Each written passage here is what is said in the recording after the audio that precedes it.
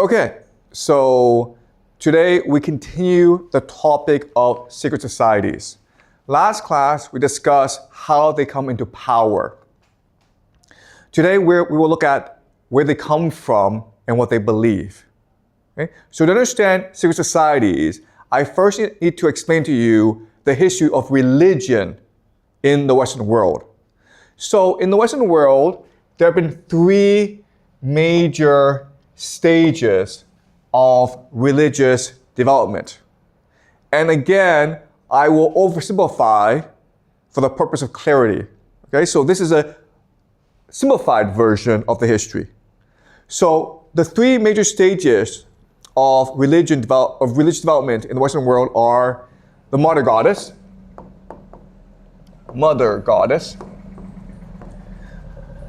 polytheism, and monotheism. Polytheism means many gods. You believe in many gods. Monotheism means one God, that only one God exists. So the mother goddess civilization came about because of agriculture. And in an agricultural world, you have two problems. The first problem is to make sure that your crops are healthy and you can harvest them in time. The second problem is to give birth, to have as many children as possible to work the fields. Okay, so these are the two problems. And because of that, a religion developed in order to facilitate both, called the mother goddess civilization. So at the center of this religion is the womb. The woman's womb is considered a divine portal from the spirit world into our world. It's almost like a cave, right? In which the spirit world can come out and manifest itself in our world. So the center of this religion is the womb of the woman. And as such, the women are in control. What's really important is to understand that in this world, everything is interconnected, harmonized, balanced together. So the womb is the center of this world, but then you have the stars. Okay, the stars. And of course, this gives rise to astrology. Astrology is the study of the movement of the stars in order to understand its impact on our world. Okay? Then you have, of course, the crops, right? So in an ideal world, all three are aligned together. By studying the stars, you know when to best plant the crops and when to best have children. And in this world, again, it is the women who are in control. They have the high status in society because they believe that women are direct representatives of the mother goddess who rules the world. Usually in this society, the mother goddess is represented as a bird, okay, a bird. Why? Because if you think about it, if you study all the animals in nature, it's a bird that has dominion over the sky. And if life comes from the sky, it makes sense that the mother goddess must be a bird of some sort. But the mother goddess is also paired with a bow, okay? A bow. Why? Because the bow is a symbol of virility and energy. You cannot get pregnant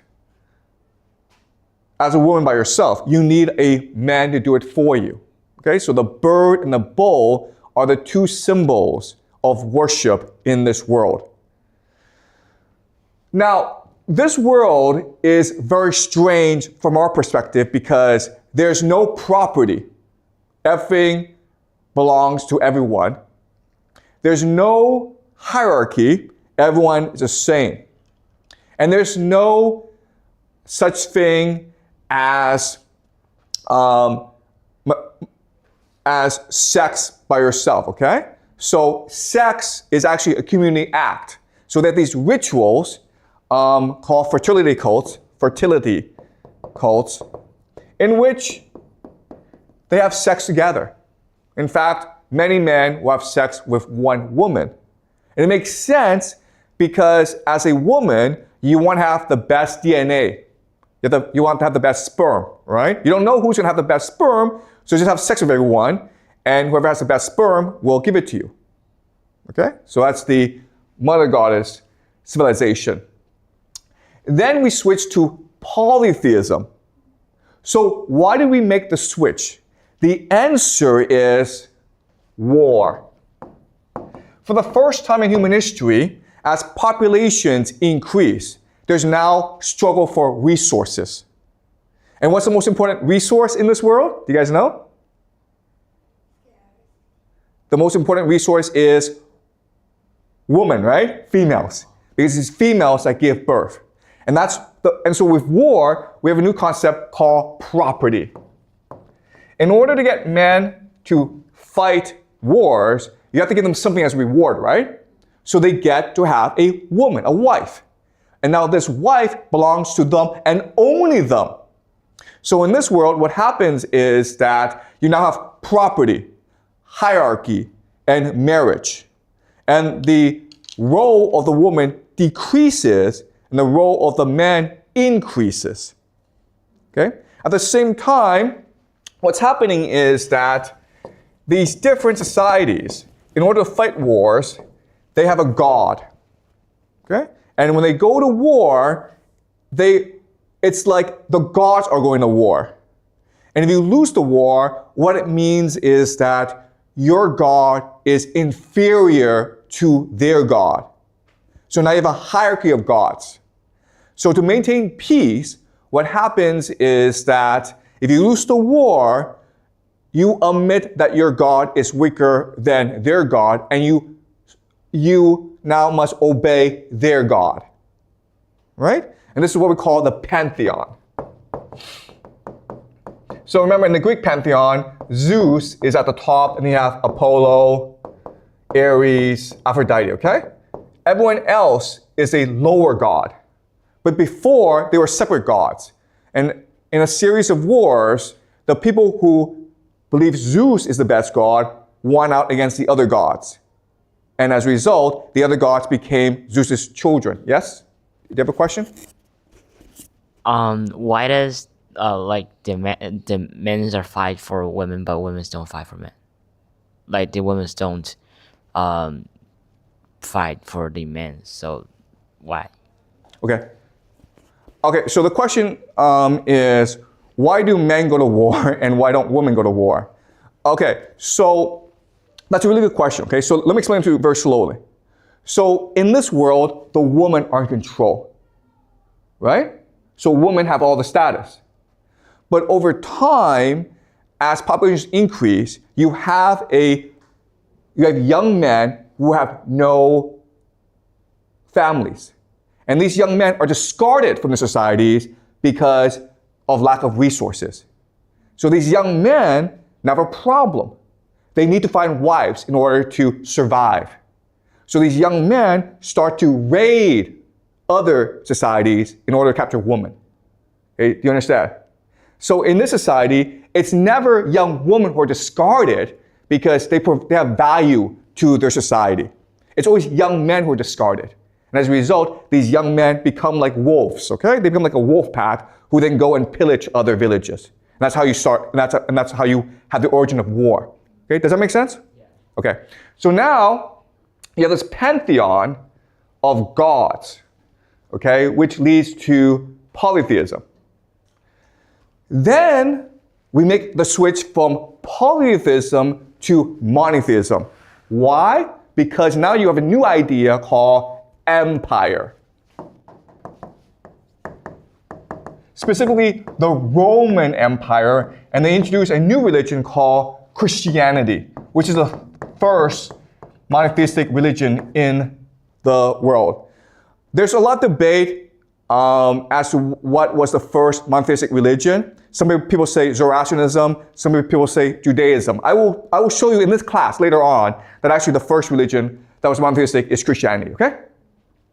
So the difference between this society, which is a society based on war, is there's a lot of humans, but humans are still the most precious resource.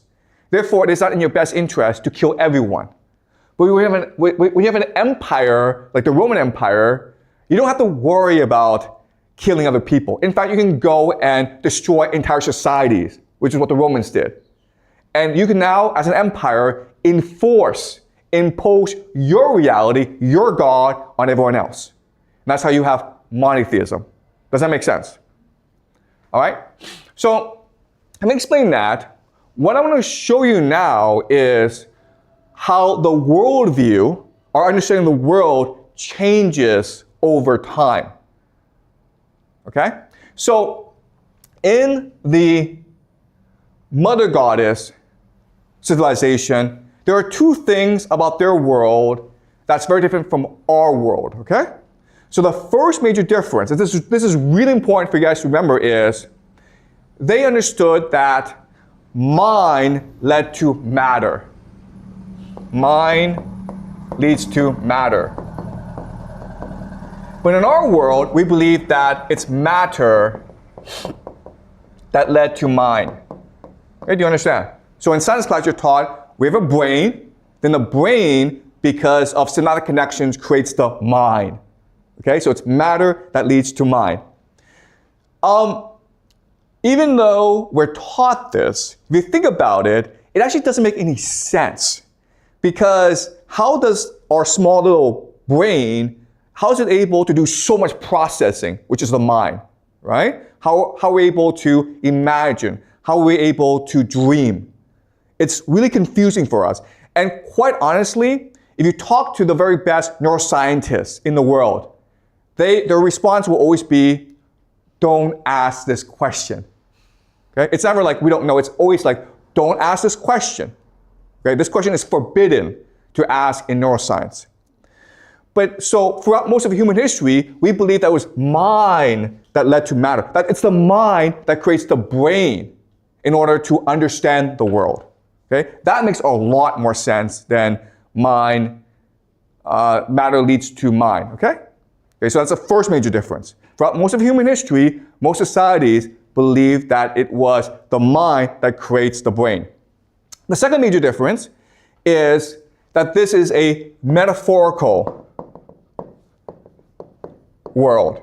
In other words, they spoke using metaphors. They understood the world through metaphors. Today we live in a literal world. Okay, what's the difference? Well, the difference is this. Let's just say that you and I fight. Well, we would say that, okay, what happened was that I became angry, the emotion overwhelmed me, and then I hit him, then he got angry, then he hit me back. Okay, this is a literal interpretation. But back then, the metaphorical understanding was that anger is a god who seized me and who propelled me into the fight. And then anger unleashed the god of vengeance, who fought back by seizing the other person to fight me back, okay? So we believed for most of human history that we were controlled by forces outside our control. Now, today, you may believe that the literal world makes more sense. But if you think about it, from the perspective of human thought, okay? How do you understand the world? How do you interpret what goes on in the world? The metaphorical understanding is actually much more useful. And that's why, and I know this is hard for you guys to understand, back then, they were much more creative than we are today. Okay? And also, the things that they were able to do are beyond our imagination. So for example, we've never really figured out how the Egyptians created the pyramids. Okay? For our explanation is aliens did it. Because their mind is beyond our imagination. Okay, so that shows you the switch. Now, when we go to the polytheistic world, this system still continues, but they add more elements to make it more complex. Okay, so the first element is they believe that we are controlled by gods. We're the playthings of gods. Now, what's really important to understand is that these gods, Zeus, Apollo, Ares, they're no different from mortals. The only difference is they just live forever. Okay? So, for example, if you're a king, what do you like to do? Well, you like to go around and chase young girls around, okay? What does Zeus do all day? What does Apollo do all day? These gods, all they do is go around and chase young girls around. Okay, so there's absolutely no difference. Above the gods are the older gods, fortune, fate. So the belief was that even though these are gods, they're still controlled by forces beyond their understanding like fortune and fate. What mattered in this world was not to be good. What mattered in this world is to be lucky, okay? To be fortunate. Because that showed you that the gods favored you. And the last element, the most important element, is the unwritten and immutable laws of the universe. Okay? So a concept like justice.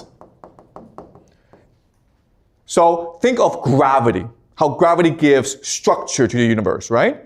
Well, back then they believed the same thing, where at the most fundamental level, there were concepts that existed like justice. And if you could have the favor of the gods, and you could be very lucky, but if you did things that were unjust, then eventually you'd be punished for it because you're breaking the structure of the universe. Okay? So this was the polytheistic worldview. Now, when you go to the monotheistic worldview, all this changes because now you have a new concept that never existed in human history before called one true God. And this changes everything, okay? Because before, as you can see, humans thought in a very complex, sophisticated, diverse, imaginative way about the world. But now, with the advent of Christianity, it's only one true God. And as such, you have three new concepts that become dominant in this world. These concepts have existed before, but now they're dominant. The first concept is the idea of truth. Okay? If there's one true God, then there must be one truth to the universe. And so when we move towards the truth, that is good, right? But when we move away from the truth, that is evil. So now you have a new concept called evil that didn't really exist before.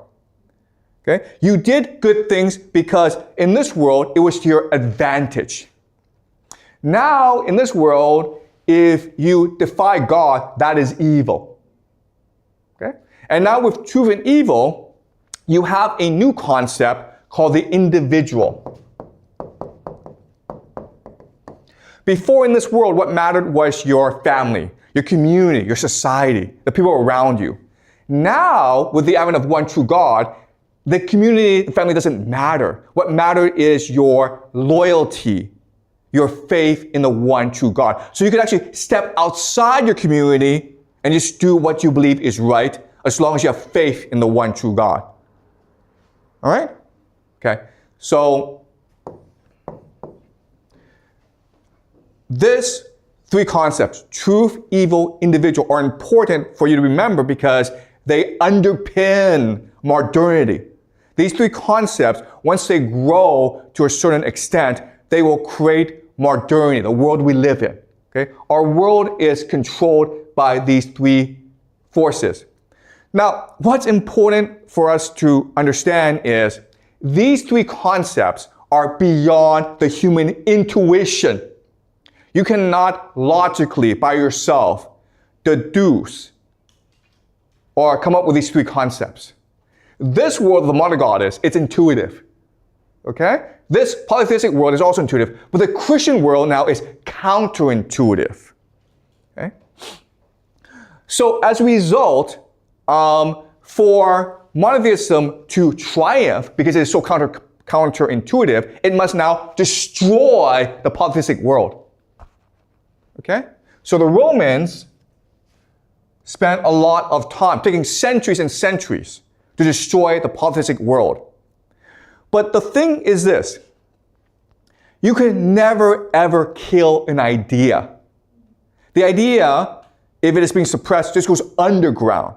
Okay? So remember, here in the Mother God civilization, the main instrument of religious worship are fertility cults run by women. Well, now that war has come and men have taken over from women, what happened is that the woman went underground to create new religious organizations called mystery schools. And mystery schools, what they're trying to do is they're trying to maintain the best knowledge and traditions of the mother goddess civilization. Okay? Especially the fact that we come from the mind. We created the universe through our imagination. Okay? That's the main secret that they're trying to maintain. These mystery schools become extremely popular among the elite because they offer great sex. Okay? The elite join these mystery clubs as sex clubs, basically. Remember, in this civilization, what matters is the womb. So they develop all sorts of like secret sexual techniques to please the woman, to make the woman feel as though she's in harmony with the universe. In this world, the Mother Goddess, sex is a mechanism to communicate with the universe, to discover the secrets of the universe. And so they maintain these rituals in the mystery schools. And the most powerful people will participate in these mystery schools. They're called mystery schools not because they're secret, but because everyone is sworn to secrecy. So if you ever divulge what actually goes on in these mystery schools, you'll be punished by death. Okay? You'll be executed by the members. But with the advent of Christianity, these mystery schools now are a threat to the empire. Okay? Because these mystery schools are where the elite, the local elite, hang out. So now what happens is, now they become secret societies. Okay? That's where they come from. Secret societies are an attempt to maintain the secrets of the universe against the advent of Christianity and empire. And secret societies have been around for a long, long time. You may have heard of certain secret societies like the Knights Templars, Rosicrucians, the Illuminati, the Freemasons, okay? They're all very powerful. They're still around. Yes, I understand that. But what I'm saying is there are a lot more secret societies that we do not know about and who've been around for much longer, okay? But they're all trying to maintain the secret of the universe, which is that mind leads to matter. That's the great secret of the universe. And this is something that we've always believed and always known, but with the advent of Christianity, this has become suppressed over time. All right? So any questions before I move on? Okay. So now what I will do is I'm going to explain to you Christianity. And I'll explain to you what these secret societies believe, okay? I've already explained to you where they come from, but now what I will do is explain to you what they actually believe about the universe.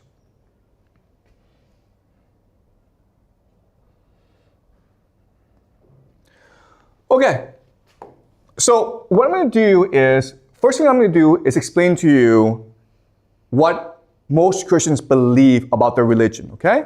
This is called the Orthodox or the canonical perspective. Okay, so this is what you're taught officially by the church. Christianity has many different factions, but they all believe in a certain interpretation of the Bible, okay? Then what I'm going to do is I'm going to show you the apocryphal. Apocryphal just means hidden, okay? Or secret, or esoteric. Just a secret knowledge that is kept within these secret societies. All right, so the Orthodox canonical comes from a reading of the Bible.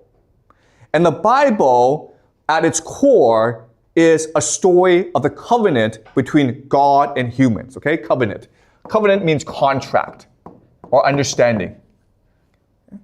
So throughout the Bible, there are a series of covenants, okay? The first covenant is between Adam and God, So you may have heard of the story of the Garden of Eden, right?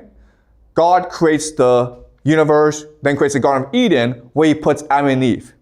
And God says to Adam and Eve, this is paradise. You don't have to work. Just enjoy life. The food is free. The food is plentiful. Every day you'll be happy and free of want. You will live forever. But there's only one thing that you must not do. And only one thing, okay? Whatever you do not eat from the tree of knowledge of good and evil. Just don't do that and you'll be okay. So of course, what do Adam and Eve do? They eat the stupid fruit, okay?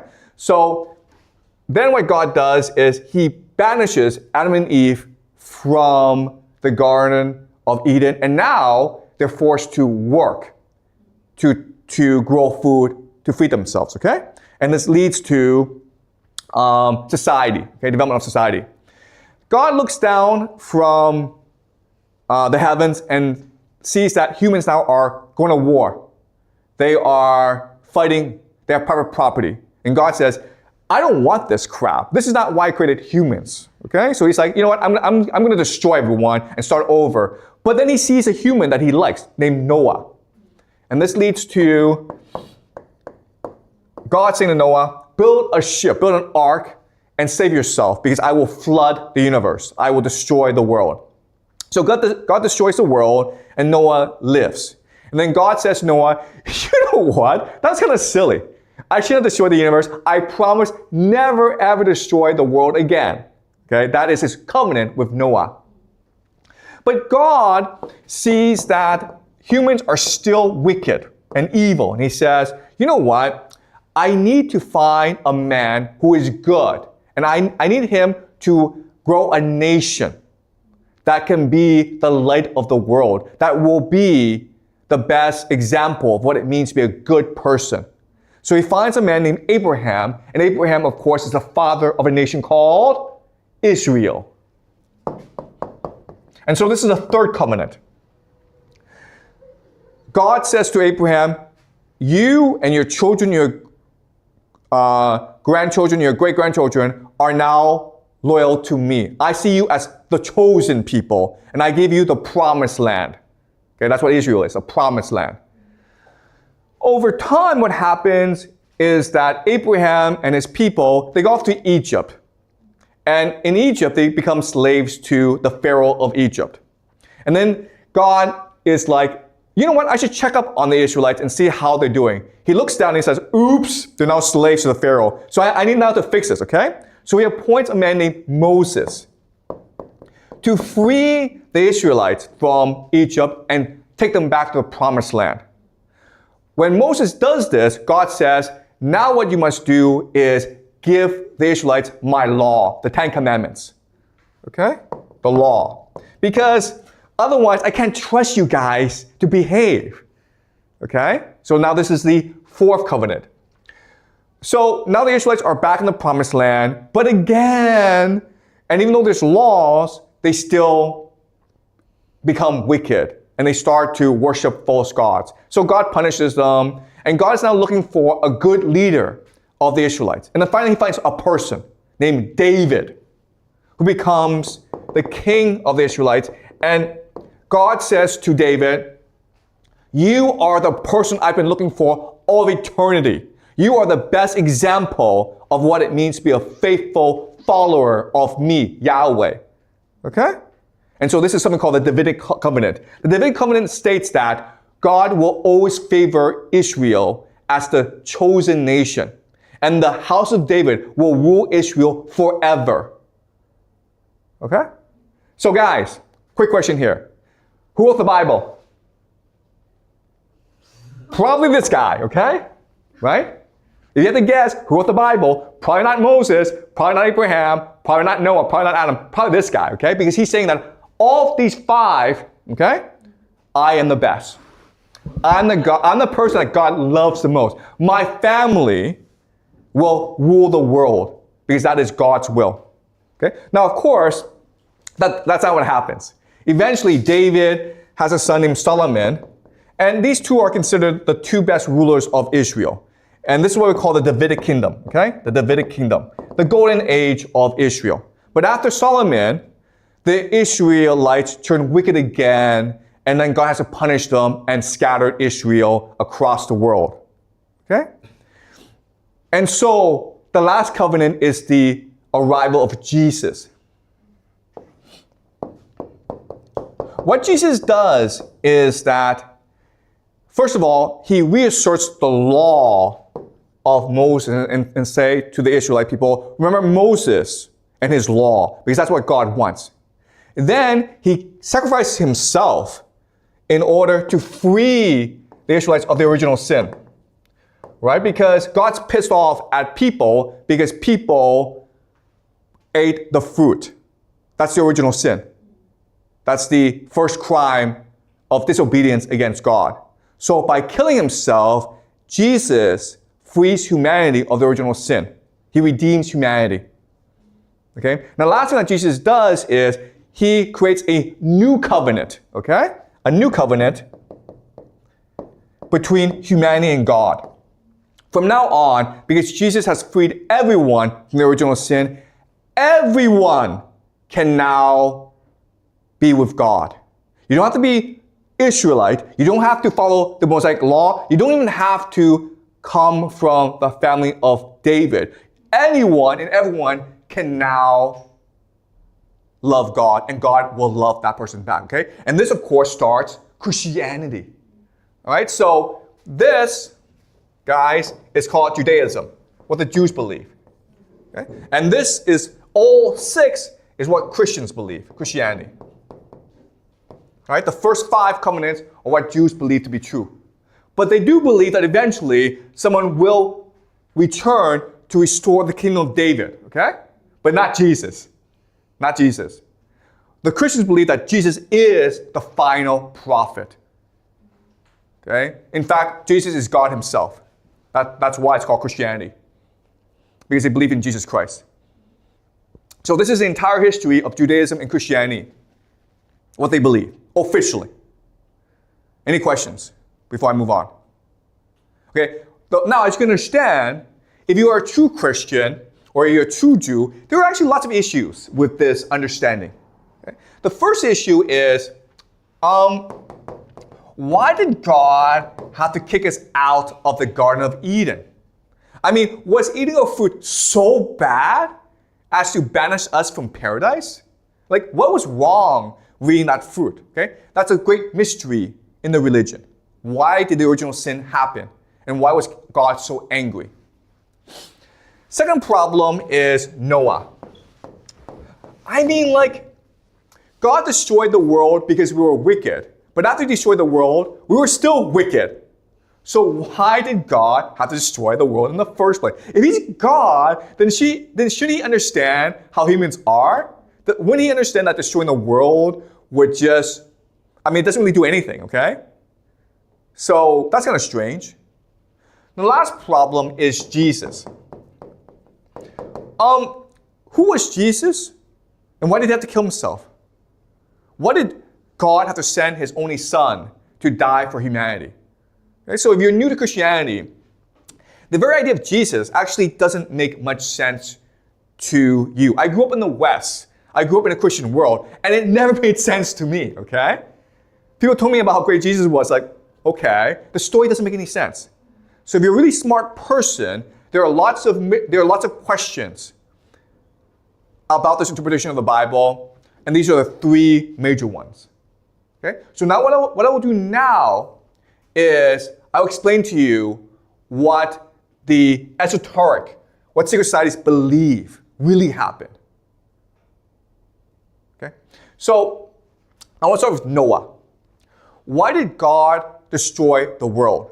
The reason why God destroyed the world is not because of humans, but because of something else. These people are called the Nephilim. Okay, also, by the way, if you guys are interested in learning more, there are 2 books that are not part of the Bible, but which will give you insight into the esoteric knowledge, okay? The first is called the Book of Enoch. Book of Enoch. The second is called the Gospel of Thomas. Okay? All right. So I am using these two books as sources for my explanation, okay? So the Nephilim are children of angels and women. Okay, so what happened was that the angels who were supposed to watch humanity came down and saw, wow, these humans, these females are really beautiful. So what do? Well, they have sex with them, right? And then what happens? They have lots and lots of children. And what do these children do? These children enslave humanity. These people are called Nephilim, okay? So if you want to understand what happened, let's do a thought experiment. Let's just say that there's this group of superhumans called the Avengers. You know, Spider-Man, Iron Man, Captain America, Thor, okay? And they fight Thanos and they save the world. And now what do? Well, they're bored, so they start to have lots and lots of sex. They have lots and lots of children. And these children now are like demigods, right? So what do? Well, they enslave humanity. But then what do? Well, they start fighting amongst themselves. Okay? So that's basically what happened. So God had to destroy the Nephilim because they are not natural. Angels and humans are not supposed to have sex with each other. And this creates a new power called the Nephilim. The problem, though, is the Nephilim are divine, and therefore they cannot be killed. So you can get rid of their mortal bodies, but now they become demons who live underground and are in the shadows. And guess what, guys? They're still here today. So these secret societies, they believe the Nephilim are real, and they still control the world. The richest people in the world are actually Nephilim. Okay? Because they've been around for thousands of years, and therefore they're able to control the development of humanity. Okay, so they're called the Nephilim. So that's easy to understand. But now the question then is, wait a minute, why did Adam eat that fruit, and why did Jesus have to kill himself? Well, now it gets really complicated, okay? So now I need to explain to you what the secret societies believe, okay? Remember, they believe that mind leads to matter. What does that mean? Okay, let me explain what this means. Mind leads to matter. In the beginning, the true God is called the monad, okay, the one. So just think of this as the core of the universe, the sun, the divine sun. The monad is so powerful that when he breathes, okay, he vibrates divine energy. And over millions of years, this divine energy creates new life forms. Okay? So the first life form are called the dyads. Dyads are just pairs, okay? Usually male, female, that are children of the monad. And they're able by themselves to create new universes as well, okay? So the dyads start to emanate, okay? So the entire universe is vibration. It's vibrational energy. It's the breathing of these cosmic beings, okay? And over time, over millions of years, these vibrations become atoms, which then leads to matter, okay? That's what they mean by mind leads to matter. Now, one of these dyads, named Sophia, decides, you know what? I can be just as good as the monad. What does the monad do? The monad is able to propagate by itself, by himself. He doesn't need to mate. So Sophia says, you know what? I'm going to produce something by myself. I'm going to have a child by myself to prove I am the monad, okay? So she does this, and she creates a new being, okay? A new being. This is called the demiurge. There are different names. We'll call them the demiurge. The demiurge is a monster, a monstrosity, because it goes against the natural order. So then Sophia is like, oops, I shouldn't have done that. So what does she do? She abandons the monstrosity. She throws him away and hides him in a sea of clouds. So no one knows he actually exists. Okay? Even the demiurge doesn't know he exists. The demiurge does not know about this world, right? Therefore, he believes that he must be the one true God, capable of creating new life. So what does he create? Us. Okay? He creates the planet Earth. And then he creates Adam and Eve. Okay? That's what a monster would do, okay? Look at this history. What kind of God would kick someone out of paradise for eating a fruit? A monster would do it, right? What kind of God would kill a people for no particular reason? A monster would do that. Okay? What kind of God would demand that a people be loyal to that person? A monster. What kind of God would enforce his will on a people? A monster. What kind of God would say to someone, you're the only person I like, everyone else I hate? A monster would do that. Okay? So, in other words, the true secret that these secret societies are trying to keep is the God we worship today is the false God. And we are actually in a prison created by this false God. And that's who Jesus was. Jesus was a cosmic being sent by the monad to tell us the truth about the world. And that's why he died, because the Roman Empire could not allow people to see the truth. If I told you the truth, you would know it right away. You would wake up. Therefore, the truth tellers must be killed. Okay? So that's what these secret societies believe. They believe that the monad exists, and the mind of the monad is what creates the universe. And Jesus was sent to remind us that even though we're in a prison, there's still the monad in you. There's a spark in you, a divine light in you that you can activate. And if you activate it, then you will return to the monad. You will see the truth for yourself. And when you die, your soul, which is part of the monad, will want to return to the monad and can escape this world. But to activate this light, you must be a good person. You must love one another. You must reject money and materialism. And grades, okay? Grades in school. You must reject competition. You must reject material wealth in order to pursue spiritual happiness. Okay? That was the message of Jesus. Now you can imagine that the powers that be, the Nephilim, were not like this, okay? It's a direct threat to Nephilim, who now control the prison created by the demiurge. It's also a direct threat to the demiurge. And that's why these secret societies have been, over the centuries, been repressed, been executed, okay, been massacred. But they believe that it is their duty to protect this secret, because only by protecting the secret can humanity be ultimately saved. Right? Does that make sense? Okay. Any questions? All right. So you have the official version, which is what you're taught in school, but now you have the secret version that is only taught in secret societies. The other thing about secret societies that's really important is they believe that most of us cannot accept the truth. If I told you this, you think I'm crazy and report me to the police. Okay? Therefore, they can only wait for people to wake up by themselves and approach them. And if you approach them, then they will test you, and then they will reveal the secret of the universe to you. Okay? And that's why these secret societies were founded, and that's why they've been so persistent and so successful over the centuries. Right? So now the question is, okay, this is a great theory, but how do we know it's true or not? How do we know that this is actually what they really thought? Well, we know because in poetry, in literature, the members of the secret societies have embedded the secret within the poetry.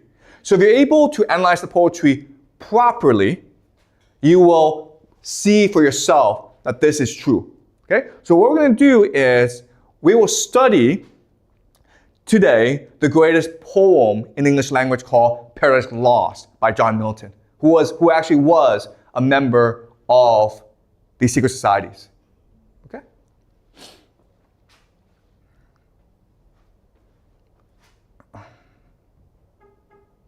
Any questions before I continue?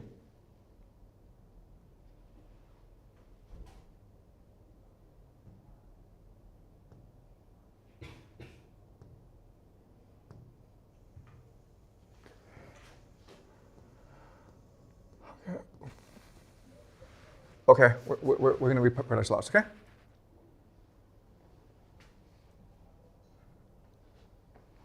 Are we clear? Any questions? Yeah, there's a question here.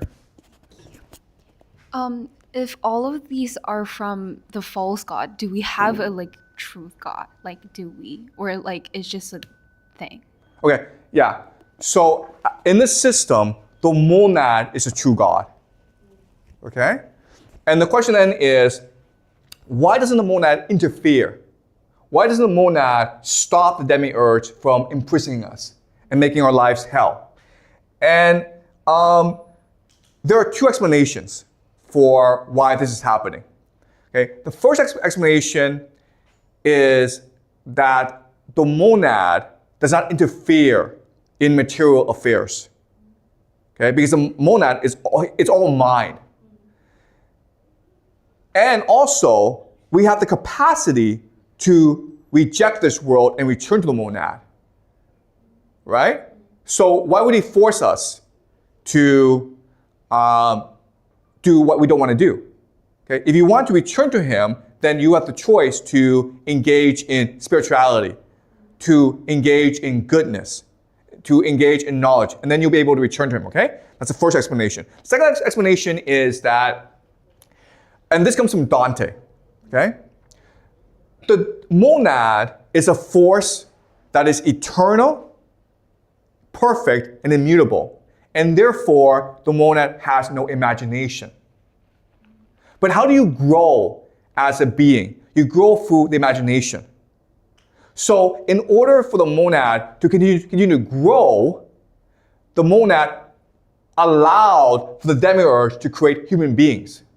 Because as human beings, we are flawed, we make mistakes, we commit evil.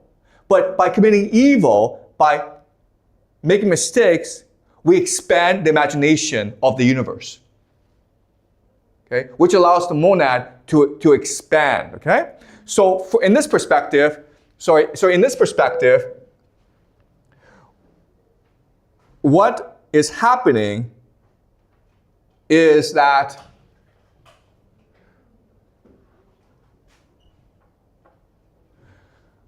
each time we imagine, we return to the monad. Okay, so it's hard to understand, but the monad, it's there, it's eternal, but it's also becoming, it's also moving. And so when we imagine things, when we commit mistakes, but at the same time, when we recognize these mistakes and try to adjust for these mistakes, we expand the imagination of the monad. And that's why these secret societies believe that evil and good exist together. You can only be good if you do evil. Okay? Because by committing evil, it gives you a chance to become better. Okay? Does that make sense? Yeah. All right. All right, so we're doing Paradise Lost. All right. This is the national epic of the British Empire. If you are a member of the British Empire, which rules the world today, the Anglo-American Empire, it rules the world today. If you are an elite member of the British Empire, you memorize this poem, okay? And it becomes part of your soul, basically. And it's beautiful, okay? So this was written by a man named John Milton. And John Milton, he was a rebel. He was a free thinker. He questioned the world. He fought for himself. And he was a passionate advocate of free speech. He was a man who wrote Paradise Lost. And he wrote it when he was blind. He could not see. Therefore, he had to speak it out, and his secretaries had to write it down for him. And as you can see, well, if a blind man is able to recite poetry, you must think he is a prophet. He's a messenger of God. What he is revealing to you is divine truth. Okay? All right? So, John Milton, and his most famous work is called Paradise Lost. And Paradise Lost is the foundational text of many secret societies. They read this, they discuss this, they worship this text. And within this text lies the secrets of the universe. Okay? But only, okay, this is really hard, but only if you understand the secrets yourself can you see the secrets embedded in Paradise Lost. Okay? All right, so what we're going to do is we will read 2 speeches by Satan. The plot of Paradise Lost is really, really simple. It's trying to reimagine the fall of man. Remember, Adam and Eve are in the Garden of Eden. Then they eat that fruit and God banishes them. Okay? So Milton is trying to tell the story again. And he imagines a serpent who tricks Eve into eating the fruit as Satan himself. And Satan was God's favorite angel. They had a falling out. Satan rebelled against God. God won the war, and Satan and the devils are now banished to hell. And Paradise Lost begins with the devils discussing what to do. They've lost this war against God. They will never ever defeat God. Now they're stuck in hell. So now what do? Some propose that, you know what, let's just create an empire. Okay, some are like, you know what, let's just sit back and enjoy life. Okay, but Satan is determined to seek vengeance against God. And so what he wants to do is go to the Garden of Eden and corrupt Adam and Eve and destroy humanity forever. Okay? So they all agree this is a great plan, but now the question then is, who's going to go? Because it's dangerous, right? Because you're escaping hell, there are angels guarding hell. But even if you leave hell, you go into the abyss. You go into space, right? And you don't even know where Earth is. You get lost for all of eternity. So no one wants to go. So at this time, when no one wants to go, Satan steps up and says, I will go. Okay, and this is his speech. O progeny of heaven, imperial thrones, with reason have deep silence and demur seized us, though undismayed. Okay, I know you guys are scared. All right? Long is the way and hard that out of hell leads up to light. Our prison strong, this huge convex of fire, outrageous to devour, immerse us round ninefold, and gates of burning adamant barred over us prohibit all egress. This prison is designed to keep us here for all of eternity. It will be hard to escape this prison. These pass, if any pass, the void profound of unessential night receives him next. Wide gaping and with utter loss of being threatens him, plunged in that abortive gulf. If thence he escape into whatever world or unknown region, what remains him less than unknown endangers and as hard escape. Okay, if you can leave hell, you're still up in the abyss of the universe, right? You're going to be floating there for all of eternity. You don't know where you're going. But I should ill become this throne, O peers, and this imperial sovereignty, adorned with splendor, armed with power, if aught proposed and just of public moment, in the shape of difficulty or danger, could deter me from attempting. Wherefore do I assume these royalties and not refuse to reign, refusing to accept as great a share of hazard as of honor, do alike to him who reigns, and so much to him do of hazard more as he above the rest. Okay, so what he's saying here is really simple. I'm your leader, and therefore I must go. You have trusted me to lead you for all eternity, and therefore I will risk my entire life to prove my worth. High honor sits. Go therefore, mighty powers, terror of heaven, though fallen, intend at home, while here shall be our home, what best may ease the present misery, and render hell more tolerable. If there be cure or charm to respite or deceive or slack the pain of this ill mansion, intermit no watch against a wakeful foe, while I abroad through all the coasts of dark destruction seek deliverance for us all. This enterprise none shall partake with me. I am your leader. I will go by myself. You guys can just sit here and like sip, have some drinks, watch some TV, enjoy yourself. I don't care, okay? I'm your leader. I will go by myself to redeem us, to deliver us from our torment, okay? So as you can see, this is heroic. He is the grand hero. A couple of things I will say about this speech is, number one, what he's describing, and Secret Studies believe this, is he's describing his ascent from hell as almost our souls leaving our bodies to the heavens. Okay? And some secret societies believe that when you die, the first person you meet is Satan. Because it is Satan who knows how to take you from this world, the prison world, to the light. Because he's done this. Okay? So Satan is a very important part of our journey back to the monad. Also, if you study this poetry very closely, you study the imagery, what he's describing almost is a baby leaving the womb, right? Because the baby is in the womb, a prison, and then the baby escapes.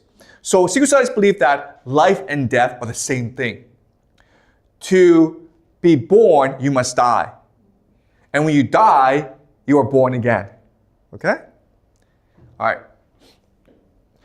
The other thing is that these secret societies will use the speech as an initiation ceremony for members. When you join a secret society, you must by yourself choose to fight for all of humanity by yourself. You must be the hero. Okay? You must know when you join a secret society, people will hunt you. People want to kill you for speaking the truth. Do you dare to go on this journey? Okay? So that's the first speech. The second speech is much more important. This is a speech where Satan, the serpent, convinces Eve to eat the fruit. Okay? And this speech is very powerful. Okay? So I'm going to read it really fast and then explain to you what it means. O sacred, wise, and wisdom-giving plant, mother of science, now I feel thy power within me clear, not only to discern things in their causes, but to trace the ways of highest agents deemed however wise. Eve is talking to the serpent, and Eve is of course like, hey, what can you speak? And the serpent says, because I ate that fruit from the knowledge of good and evil. It gives you power, okay? So the serpent now wants to convince Eve to eat that fruit, so he invokes the power of the tree, right? Oh, sacred tree, give me the power to speak so well that I convince Eve to do the impossible. Queen of this universe, do not believe those rigid threats of death. Ye shall not die. How should ye? By the fruit, it gives you life to knowledge. By the threatener, look on me who have touched and tasted, yet both live. Okay? So God has warned Eve, Adam and Eve, if you eat this fruit, you will die. And the serpent is saying, no, that's not true. Look at me. I eat the fruit and I'm still alive. And life more perfect have attained than fate meant me by venturing higher than my lot. Shall that be shut to man, which the beast is open? Or will God incense his ire for such a petty trespass and not praise rather your dauntless virtue? What's in the saying here is really important. If he is a true God, he will reward you for your risk-taking, right? He said the fruit will kill you as a test. A true God will want you to become better and better. And you can only do that by transgressing, by making mistakes, by disobeying authority. And a true God would reward you for seeking more knowledge. Whom the pain of death denounce, whatever thing death be, deter not from achieving what might lead to happier life. Knowledge of good and evil, of good, how just, of evil. If what is evil be real, why not known, since easier shunned? We can only be good people if we know what evil is. Right? If you don't know if good and evil, then you're just stupid. Okay? It's because you shun away from evil, you ignore evil, you fight evil, that you're a good person. God therefore cannot hurt you and be just. Not just, not God, nor feared then, nor obeyed. Your fear itself of death removes the fear. Why then was this forbid? Okay? So he's asking himself, why would God not allow you to eat that fruit? Why but to awe, why but to keep ye low and ignorant, his worshippers? He knows that in the day ye eat, therefore, your eyes that seem so clear, yet are but dim, shall perfectly be then open and cleared, and ye shall be as gods. So what's in this thing is this. There's two possibilities, okay? Either God is testing you. God really wants you to disobey him because that will allow you to achieve more virtue and knowledge. Or God is enslaving you and keeping you ignorant because God is afraid that you might become God himself. Okay, so there are two possibilities. All right?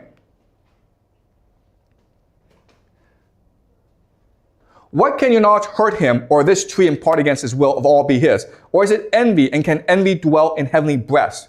If he is God, he is in control of everything. He knows everything. Therefore, if you eat this fruit, how could that possibly challenge him? Unless he's a false God. Unless he's tricking you. Unless he's deceiving you. Unless he's trying to imprison you. Okay, that's the only possibility. Now, this is Satan's speech. And I took Milton in college. I was an English major at Yale. And I took in a semester of Paradise Lost. And at university, I was taught that this speech shows you how clever and evil Satan is. He's lying to Eve. God is invincible, omniscient. You can't eat a fruit and become God. That's ridiculous. Also, Eve is stupid because she believes him, right? That's what you're taught at university. That's what you believe. But, this is really important, when you actually read the Bible, Satan is telling the truth. Satan's logic is what the Bible says. Okay? A professor at Yale will tell you that Satan is lying. When you actually read the Bible by yourself, you will see he's telling the truth. So we're going to read the Bible together, okay? This is what the Bible says. This is the Word of God.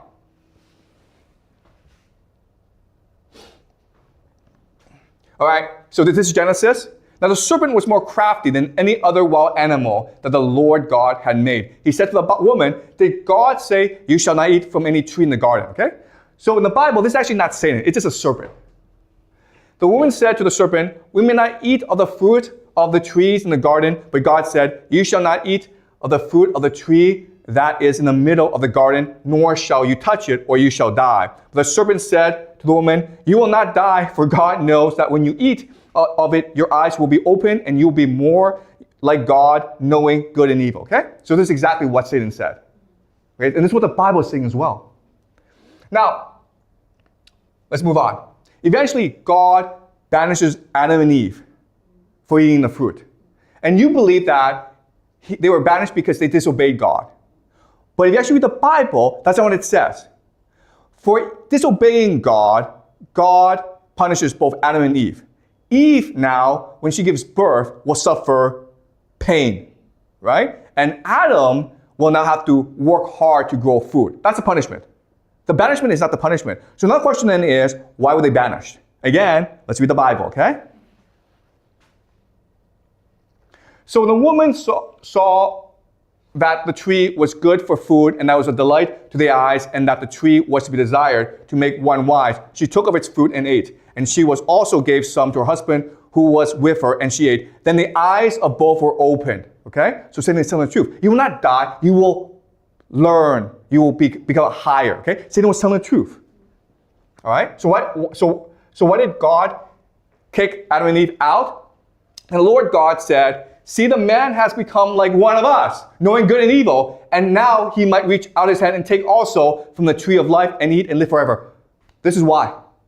There are two trees. The tree of knowledge, which allows you to have the mind of God, and the tree of life, which allows you to live as long as God. What God is saying is this.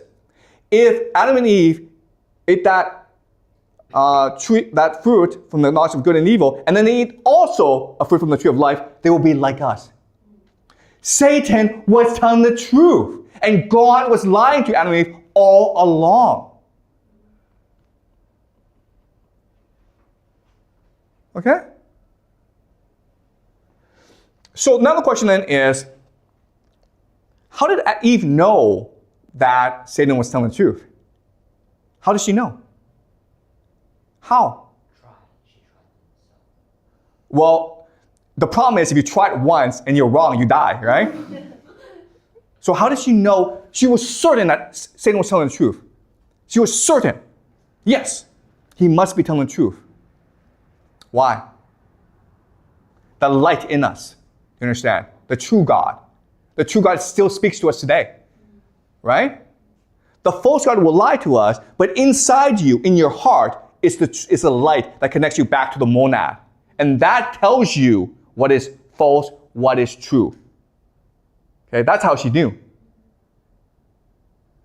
All right? So you see, Paradise Lost is now showing us the lost secrets of the universe. All right. So I'll finish by talking about the Nephilim. In the Bible, it says that The Nephilim are the children from angels and women, okay? So when people began to multiply on the face of the ground and daughters were born to them, the sons of God saw that they were fair, and they took wives for themselves of all that they chose. Then the Lord said, my spirit shall not abide in mortals forever, for they are flesh. Their days shall be 120 years, okay? So now God sees Nephilim as a threat as well. The Nephilim were on the earth in those days, and also afterward, when the sons of God went into the daughters of humans who bore children to them. These were the heroes that were of old, warriors of renown, okay? This is really important because it introduces the Nephilim, which is still around today, okay, according to these secret societies. But also, what it's doing is this. It's telling us the children, the heroes that are of old, warriors of renown, who are they? They're Hercules, they're Achilles, they're Theseus. They're all heroes from different mythologies. Where do they come from? They come from the mating of angels and humans. The sons of God, who are they? They are the old gods. Zeus, Ares, Apollo, okay? So this is the beginning of monotheism, where the Bible is trying to destroy polytheistic mythologies and create one universe where the God is supreme, okay? And in this universe, Zeus now becomes a son of God, and the children that Zeus has with mortal woman are now called the Nephilim. So Hercules is Nephilim, okay? So we'll go into this theme throughout the semester where the Bible is a tremendous act of propaganda that tries to reinvent reality around one true God, okay? But by doing that, it's denying our intuition, and it's denying the history of humanity. All right, okay, so we'll continue this theme next class. Any questions before we conclude? Yes?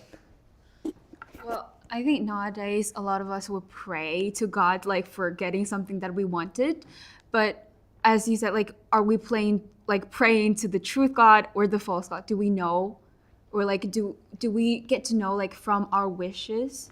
Yeah, so that's a great question. So according to these secret societies, okay, the truth is that when you pray, you're praying to the false God. Because where's the true God? It's inside you, okay? So don't pray to an outside force. Look inside to you and ask yourself, I know for a fact what is true. If I believe in myself enough, then I will find the truth, okay? And actually, that's a theme throughout Western poetry and literature.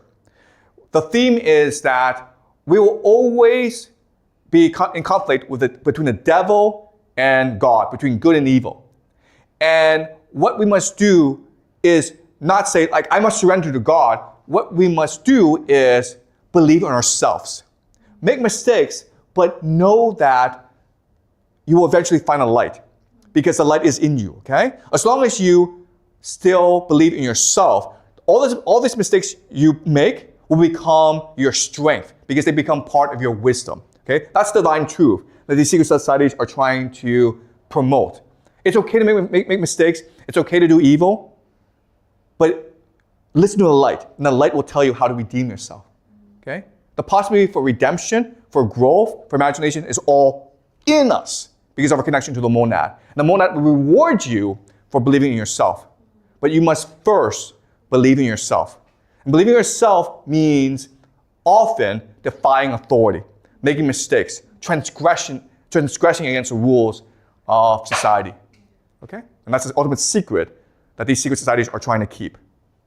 All right, any more questions? That was a really good question, thank you.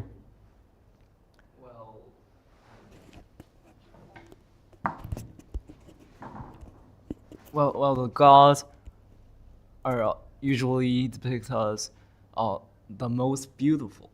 Then why gods like Zeus will come to human society and give birth with fertilize with the human girls? Okay, which is okay, actually not. Okay. So the question then is, why are the angels doing this? Okay, there are two explanations. Okay, so the first explanation is these angels are created by the false god, right? So they're wicked anyway. Okay. The second explanation is that if you're like a hot looking woman and you see an angel, I don't know, man. You're probably gonna want to marry that person.